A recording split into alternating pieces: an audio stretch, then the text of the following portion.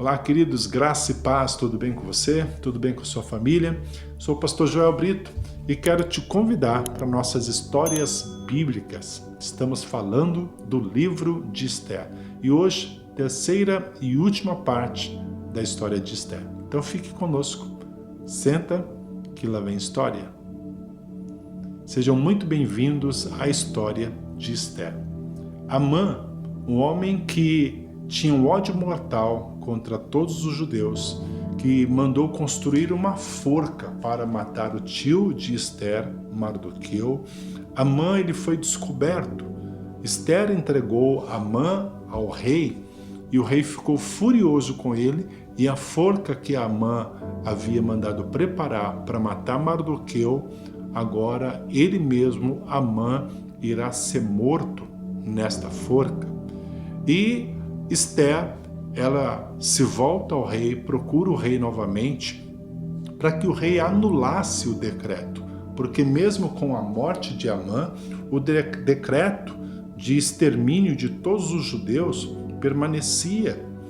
E Esther, diante do rei agora, pede para que ele anulasse então essa ordem, mas o rei diz a Esther e também a seu tio Mardoqueu que um decreto estabelecido e selado com o anel real não poderia ser revogado. Então o rei ele tem a atitude de pegar este anel e entregar nas mãos de Mardoqueu para que ele pudesse escrever um novo decreto e selar com o anel, dando condições para que os judeus pudessem se defender. E é isso que vai acontecer. Mardoqueu, então, ele escreve um decreto, sela com o anel e manda rapidamente que essas cartas fossem entregues nas 127 províncias. Aonde existisse um judeu, ele precisaria saber desse novo decreto, porque no dia em que os seus inimigos tentassem contra a vida deles, eles poderiam então se defender. E o capítulo de número 8 fala sobre isso, versículo 11. E o decreto do rei concedia aos judeus de cada cidade o direito de se reunirem e de se protegerem, de destruir, matar e aniquilar qualquer força armada de qualquer povo ou província que tentasse atacá-los. Então, a lei dava aos judeus, ao povo judeu, essa permissão de se defenderem contra todo e qualquer tipo de ataque.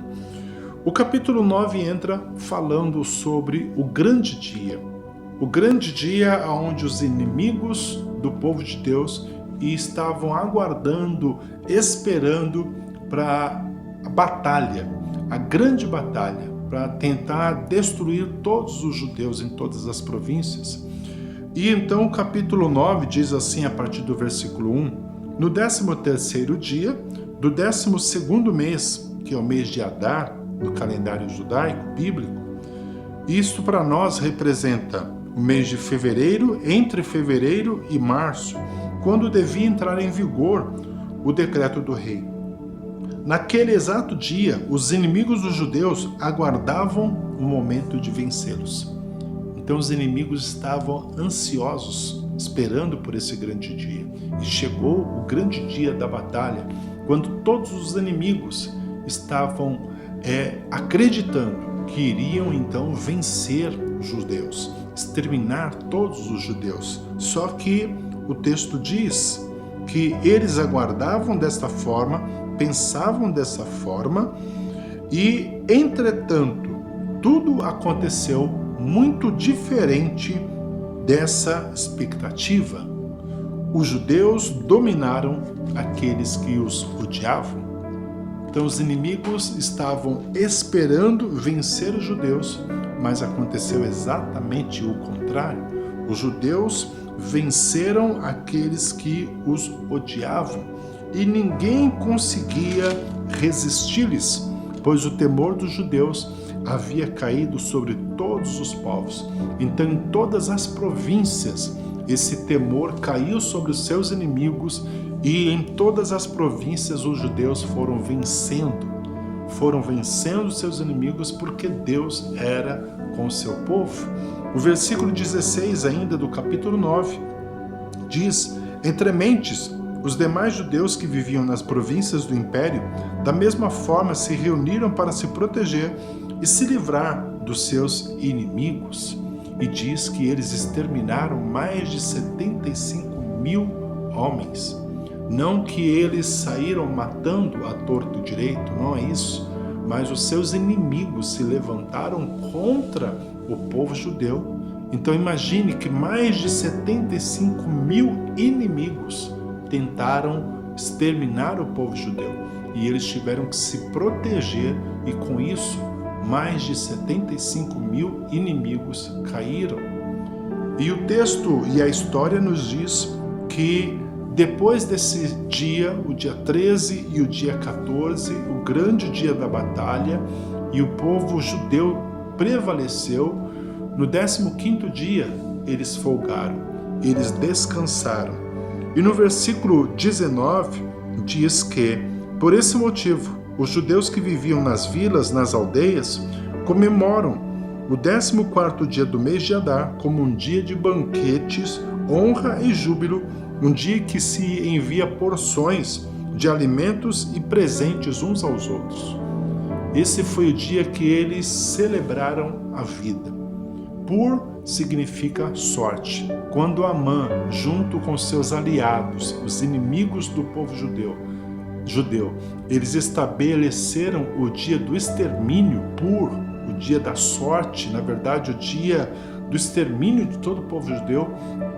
Deus deu vitória ao seu povo, e agora o povo de Deus, o povo judeu, está estabelecendo no dia 14, o dia que foi sentenciado o extermínio e a morte do povo judeu. Eles estão estabelecendo esse grande dia agora como o dia da vida, o dia em que Deus converteu a maldição em bênção. Dia de Purim, festa de Purim.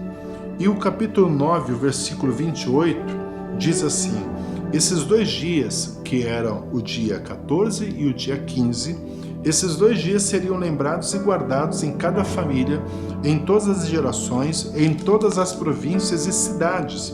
Esses dias de Purim não seriam revogados jamais entre os judeus, e os seus descendentes os haveriam de lembrar e celebrar para sempre. Então, até os dias de hoje é celebrado dias 14 e 15 do mês de Adar, que para nós cai entre fevereiro e março, é celebrado em Israel, e aonde há um judeu é celebrado o dia de Purim.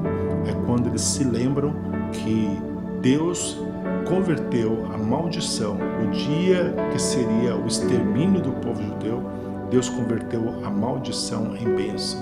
Deus converteu a morte em vida. Isso é o que nós devemos também celebrar. O grande ensinamento por trás dessa linda história que nós encerramos hoje, a história de Esther, o grande ensinamento desse livro é que o nosso Deus, Ele estabeleceu sobre nós vida. Ele converteu a maldição em bênção. Existia um decreto, existia uma condenação contra nós, a lei do pecado, que nos condenava à morte e à morte eterna. Mas o Senhor escreveu um novo decreto, e esse decreto ele enviou Jesus, para que Jesus, naquela cruz, ele fosse entregue, e ali ele venceu a morte e o pecado. Então Jesus estabeleceu um novo tempo sobre a nossa vida, decretando o pagamento de toda a dívida que nos era contrária. O Senhor Jesus se levantou para aniquilar de uma vez por todas a condenação do pecado que estava sobre nós. Então Jesus, ele converteu a maldição numa grande bênção. Por isso, nós hoje podemos celebrar a vida. A morte não mais tem poder sobre nós. Este é o grande ensinamento que o livro de Esther também ensina a mim e a você.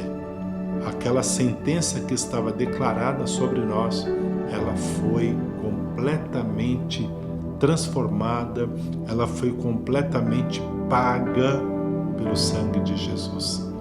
Por isso, hoje eu e você podemos celebrar a vida todos os dias. Que Deus abençoe você, que Deus abençoe a sua família, em nome do Senhor Jesus. Um forte abraço.